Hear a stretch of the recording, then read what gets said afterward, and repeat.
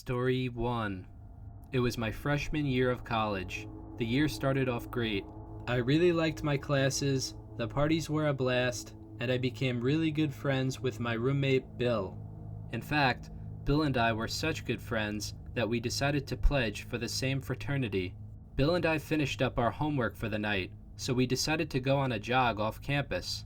Bill had a slight heart issue. He had a stroke in high school, and he was required to see a cardiologist every few months. He always tried to stay in shape, as his doctor said that was good for his heart. Bill and I usually jogged to a large farm about 3 miles off campus. We would stop at the farm to take a breather before jogging back.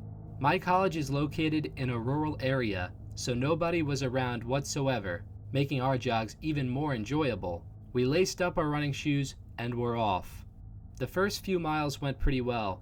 We were going relatively fast. We would always try to push one another to go faster. After jogging for a few minutes, we saw the abandoned farm in the distance.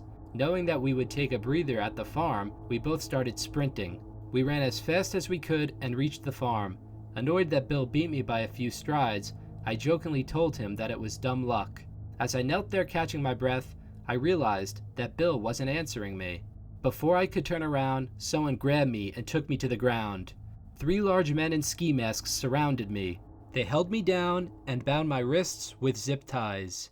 Still being out of breath from the run, I didn't have the strength to resist.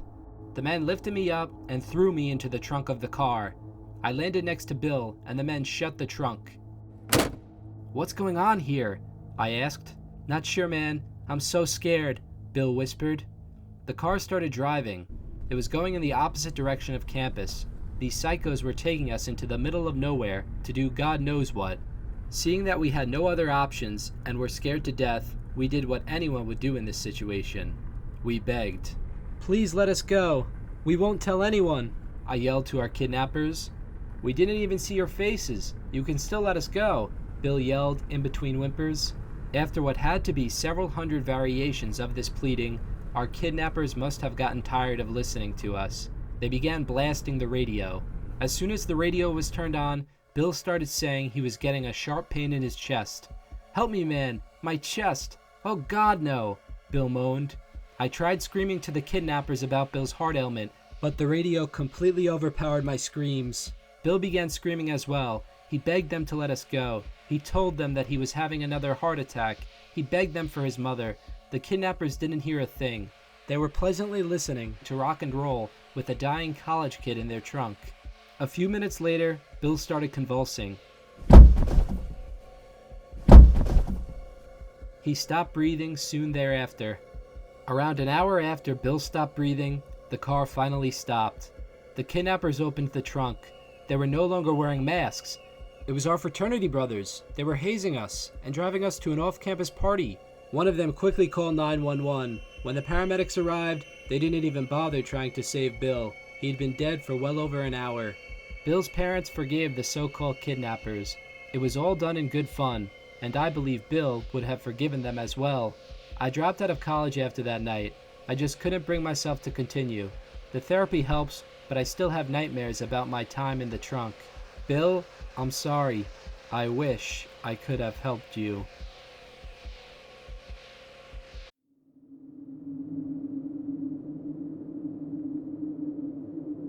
Story 2. I take the train home from work every night. I live far from my office, so I'm usually on the train for a full hour. Seeing that I work a lot of late nights, there usually aren't too many people on the train when I head home. It's usually just me, my iPad, and the occasional conductor. It all started out like any other night. I worked until 11 p.m. and boarded my usual train. The conductor, Dave, checked my ticket and we spoke with one another for a few minutes before he continued on to another car. I booted up my iPad, put in my headphones, and began watching Netflix. When the train got to the first stop, a large man walked on. He looked to be well into his 80s. He was wearing ripped and beat up clothes. His eyes were open a bit too wide. He seemed a bit off. The man sat at the other end of the car. Relaxed that there was a good amount of distance between us, I continued watching Netflix on my iPad.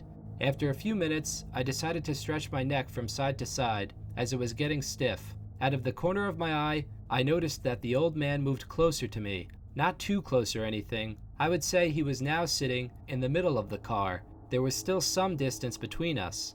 I wasn't too worried. I sometimes move seats too, as some train seats aren't as comfortable as others. I went back to watching Netflix. Seeing that it was a long day at work, I dozed off. A few minutes later, I was awakened by a shuffling noise. When I opened my eyes, I nearly fainted. The old man was now sitting next to me. His eyes were open to an extent that I didn't think was humanly possible. He had a large smile on his face, displaying a mouth full of rotting teeth. He didn't move or blink. He simply smiled and breathed heavily. Suddenly, the train's electronic system announced my stop. I slowly climbed over the back of my seat. The man maintained eye contact with me the entire time.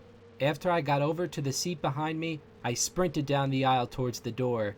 The man got up and ran after me. He was incredibly fast for a man that appeared to be well into his 80s. I made it out of the train just as the doors were closing. As soon as I made it to the platform, I heard a knocking at the now closed train door. It was the man. He had his entire face pressed up against the window of the train door. He continued smiling and peering directly into my eyes. The train slowly left the platform, and I ran to my car in the parking lot. I wish I could say the story ended there. The next morning, the lead story on the local news nearly stopped my heart. The train conductor, Dave, was found dead on the train late last night. His throat was bitten. It was as if an animal was trying to eat him. I called the police and told them about the man. Unfortunately, they never caught him. I haven't taken the train since. To the man on the train, I never want to see you, ever again.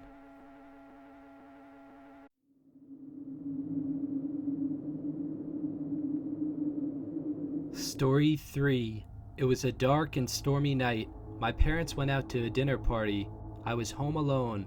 We live in a relatively secluded area of the suburbs. The houses are spread out over a few acres away from each other. The night started off great. I played video games and was eating all the junk food I wanted. After playing the new Call of Duty for a few hours, there was a knocking at my front door. Startled because I wasn't expecting anyone, I went to check who was here this late. We have this Ring camera at our front door, so you can simply open an app on your phone and see who is standing at your front stoop. I booted up the app on my phone and there was nobody there. Confused, I got up and looked out of one of my windows. My stoop and front lawn were indeed empty. I chalked it up to my imagination and went back to playing Call of Duty. After a few more hours of playing, I was starting to get thirsty. I went to grab a Gatorade. To my dismay, there were none left in the fridge. Knowing that my mom left a package of them in the garage, I walked down the hall and opened the door to my garage. The garage was dark. I knew that the Gatorades were located in the right corner, so I didn't bother turning the light on. I walked towards the corner and kneeled down to grab a Gatorade. Suddenly, 2 men grabbed me from behind. They were wearing clown masks. They took me to the ground and bound me by my wrists and feet. "Don't resist, or you'll be done," one mumbled to me through the mask as he held a knife across my throat. The other man proceeded to place a large piece of duct tape over my mouth. One of them lifted me by my shoulders and the other by my feet. They opened the garage door and proceeded to walk me to their car.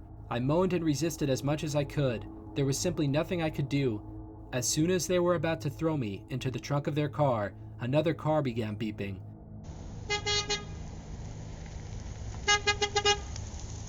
It was my parents. They were home early. The 2 men threw me face first onto the driveway and sped off. Besides a bruise to the face from the fall, I ended up being completely fine. We reported the incident to the police, and it is still under investigation. Since that night, my family bought 2 large German Shepherds. My parents also replaced all of our locks and the garage door. Be careful staying home alone. Abductions don't only happen in the movies, they also happen in real life.